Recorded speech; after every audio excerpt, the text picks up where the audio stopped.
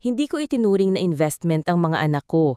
Ito ang mariing pahayag ng veteran actor na si Joey Marquez sa usapin ng responsibilidad.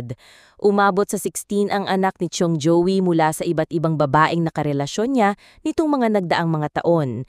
Aniya hindi dapat maging obligasyon ng mga anak na alagaan ng kanilang mga magulang kapag tumanda na ang mga ito. Natanong ang isyong ito sa veteranong aktor sa guesting niya sa Fast Talk with Voy Abunda kahapon, August 6. Partikular na ang tungkol sa panukalang batas na obligahin ang mga anak na alagaan ng mga matatandang magulang. Para sa akin wala, kasi bilang magulang ako kasi hindi ko itinuring investment ang mga anak ko. Itinuring ko silang responsibilidad. Kailangan gawin ko lahat para sa magandang future nila, aniya. Nag-promise rin si Joey sa sarili niya na hindi siya lalapit sa kanyang mga anak kahit na magkasakit pa siya o sa kalye na lang siya nakatira.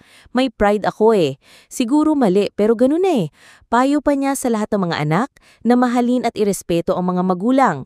Ang tatay ibibigay niya lahat kahit nahihirapan na siya, but he will not ask anything back. Kahit nahihirapan siya, tatay hindi kikibuyan.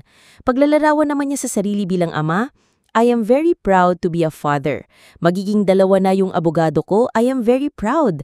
Kaya sabi ko sa mga anak, always love your parents, especially your father. Ang development ng bata kapag ang nanay at tatay nagsisiraan, naapektuhan yung bata. That's one of my laws. Wala kayong sisiraan na kahit na sino. Kung walang kayong masabing maganda, don't talk anymore. Don't say anything, aniya pa.